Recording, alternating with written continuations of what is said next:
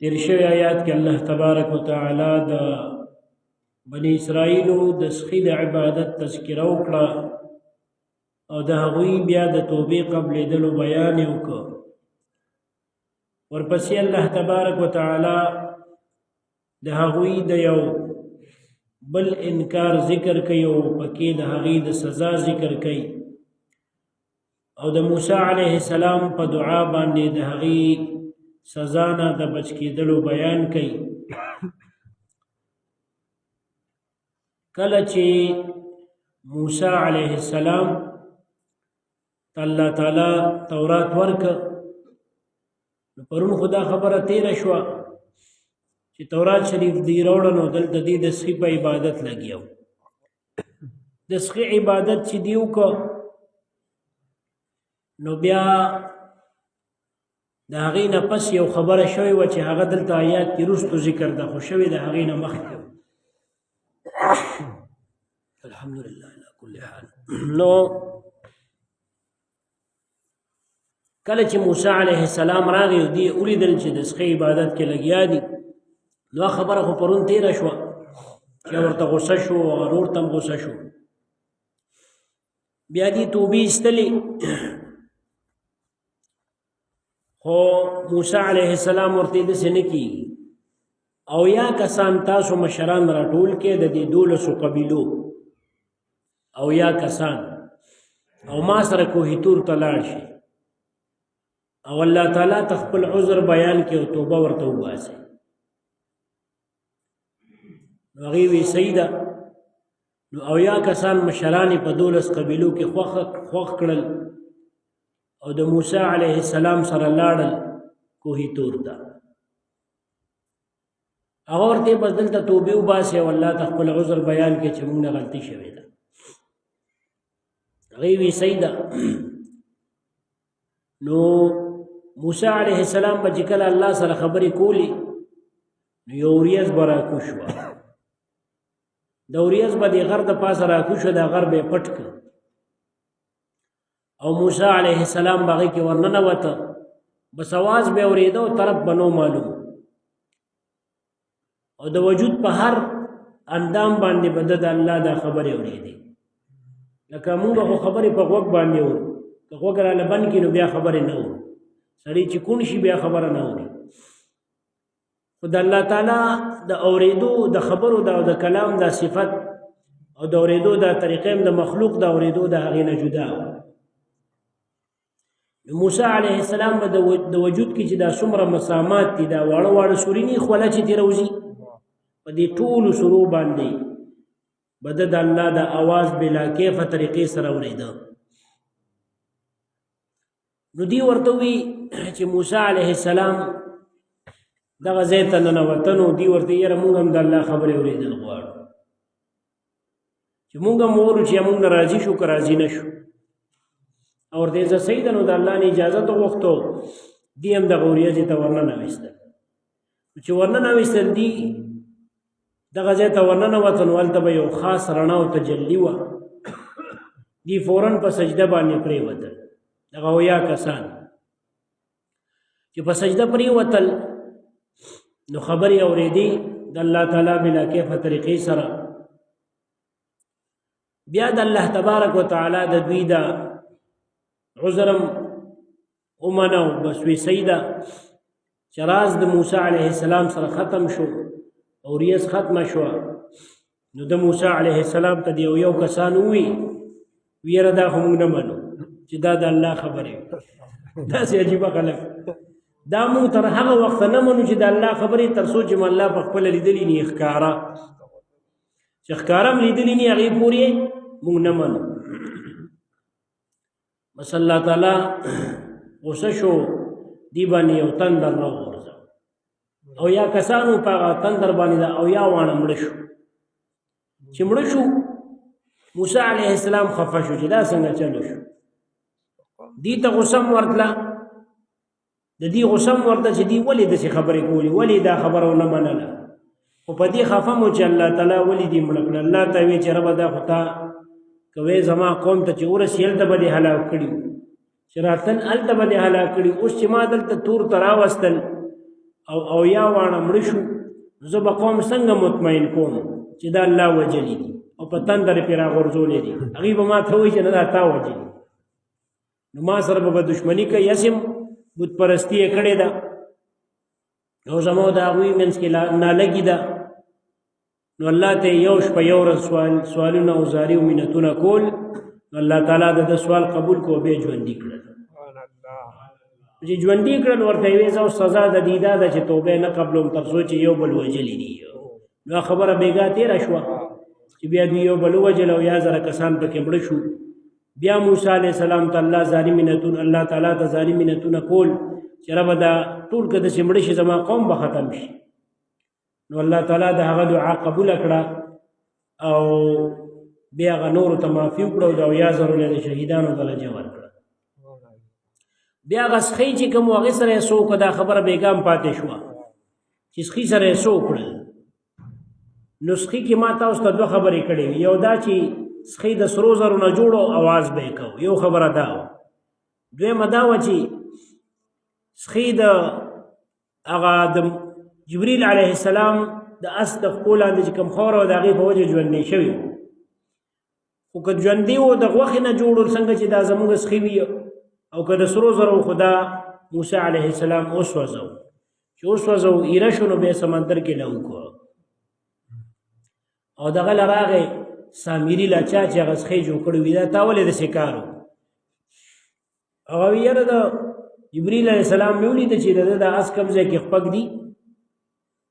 نو د هغې لاندې ځای را زرغون کېږي او شین کېږي نو هغه خاوره را واغېسته او بلډه راته وی چې په دې کې ور واچوه دا سخی جوړ کړه نو شیطان ورسره ملګری نو وی دا څیز مې جوړ کړ هغه ورته ځه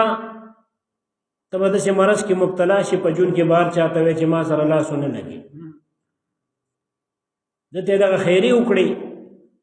بس ده باندې داسې یو مرض ولګېده چې چا به هم ده سره لاس ولګو د سامري سره نو په هغه کس به تبه راله او په ده به هم سمه تبه راله خو داسې تبه وه چې ډېره خطرناکه به وه ده ته به ډېر تکلیف و په هغې کې او چې څه ټیم به تېر شو نو بیا به ښه شو نو بیا به ورسره چا لاس ولګو نو بس دې خلکو ته چې څوک به وله مخې ته راغی چغه به ورته واله چې ګورې لام احساس ما سره ګورې لاس ونه لګوئ نو بس بیا خو خلکو هم هسې یو ټوکه شان شوه خلکو به هم سره لاس لګو خلک پرې پوه مو چې د ده د لاسه خو په قهر اخته شوي نو په زوره به هم سره لاس لګو نو دې چې د خلکو د لاسه تنګ شو نو لاړه ځنګل ته وتښتېده اول ته بیا مردار شو دا سامري نو دا خو د دغه انجام شو او دوی د خپل جهالت او د حسد او د عناد د وجه نه خپل ځان ته کار سخت یعنې په کوهي تور کې که دی د الله خبرې اورېدلې او په هغې راضي شوي نو کیدای شي د دوی د قتل ته ضرورت نه پاتې شوي خو دوی هغه ونه منه نو چې وی نه منه نو الله تعالی مړم کړه بیا را ژوندي کړل او بیا د هغې نه پسې ورته بس توبه هم داسې نه قبلوه زید هم سزا شوه نو یا زره پکې مړه شو دې وجې نه په شریعت کې ډېر جوور به ورننوځي نه په یو مسله کې ځکه بیا سړي ته سختي او نبی علیه السلام مبارک فرمایي چې هغه کس د الله ډېر ناخوښه چې هغه د دین د یو مسلې تپوس وکړي او هغه په شریعت کې هغه کار جایز وي خو د ده د تپوس په وجه ناجایز شي نو اوس خو دا مسلې نشته دا به د نبي علیه السلام زمانه کې چې بعضې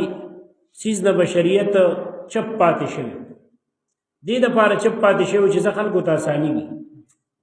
هوښیار خلک به ځان ساتي او که ناپوه یې وکړي نو ګناهګارېږي به نه یو کس به د هغې باره کې تپوس وکړو لکه یو موقع باندې چې کله حج فرض شو یو صحابي ناستو نبی علیه السلام مبارک ته وی د الله رسول حج هر کال فرض دی نو نبی علیه السلام چپ شو بیا ورته وی هر کال فرض دی نو بیا چپ شو په دریم ځل ورته بیا وی هر کال فرض دی نو نبی علیه السلام ورته نه وی ګوره که ما درته ویلي چې او هر کال فرض دی نو بیا به په مالدارو باندې هر کال حج فرض بیا الله تعالی آیاتونه نازل کړي چې تاسو هسې بې څه تپوسونه نه کوئ هسې بې څه تپوس مه کوئ او بعضې تپوسونه داسې وي چې هغه تاسو وکړي او جواب درته میلو شي نو بیا خفه شئ، بیا به نقصان درته ورسي، غمجن به شئ. دا تپوسونه مه کوئ. نو داسې فضول تپوسونه به دین کې نه کوي.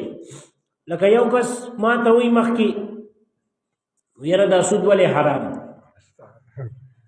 په شریعت کې؟ نو مور ته وایي مور ته سود ځکه حرام دی چې الله وایي چې دا حرام دی. نو ما ته وایي خو ما ته هم پته ده خو دا ولې حرام شوی دی. مې ګوره ته خو عجیبه خبره کوې. قرآن عظیم الشان کې الله تعالی د مشرکانو خبره ذکر کړې ده چې مشرکان وایي چې سوداګري تاسو چې یو څیز اخلئ او خرڅئ په ګټه باندې نو دې کې هم ګټه کوئ، دا حلال ګڼئ، او سود کې ګټئ نو هغه حرام ګڼئ. دا ولې؟ نو الله آیتونه نازل کړي چې بس حل الله البیع وحرم الربا. الله تعالی چې کوم دی غشتلو خرڅولو کې جایز طریقې سره ګټه جایز ګرځولې ده او سود حرام کړی دی. بس مسلمان د پاره دومره خبره کافی ده چې دا الله او رسول په دې خفه دي، بس دینه منع کړي. دغه رنګ د بنی اسرائیل دا واقعي چې الله مونږ ته ذکر کړی دي، نو یو خو دې د پاره چې د دې شان کارونه تاسو مکوئ، دین عبرت واله، او یو دې د پاره چې د نبی علیه السلام زمانه کې یا نورو زمانو کې دی خو زمانو کې کم يهود دي چې هغوی ته خپل عناد معلوم شي چې دې ته پتم د چې نبی علیه السلام د الله رسول دی، بیا هم نه مني. نو دا د دې پخواني عادت اوس نوې عادت نو، او تاسو هم هغسې مه کوئ که نه. نو دا دې کې حکمت دا دی، د دې واقعاتو بیانولو کې حکمت دا دی. او هلته کتابونو کې هم راځي چې قصص الاولین مواعظة الاخرین، د مخکینیو خلکو قصې د رستو دپاره نصیحت وي،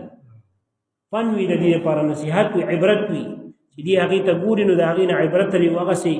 کار کولو نه ځان ساتي. نو دې وجې نه نبي علیه السلام ویلي دي چې وحدثوا عن بني اسرائیل ولا حرج. د بني اسرائیلو بعضې قصې کوئ خلکو ته دې دپاره چې عبرت تاسو ته میلو شي، په دې کې سباق نشته. د بني اسرائیلو د یهودو د زمانې دې وجې نه علماو چې کله واعظ او نصیحت او تقریر کوي نو تا ته به مخکې زمانه کې یو کس دا دې دپاره کوي چې تا ته عبرت میلو شي، ته د هغې نه واعظ او نصیحت واخلي.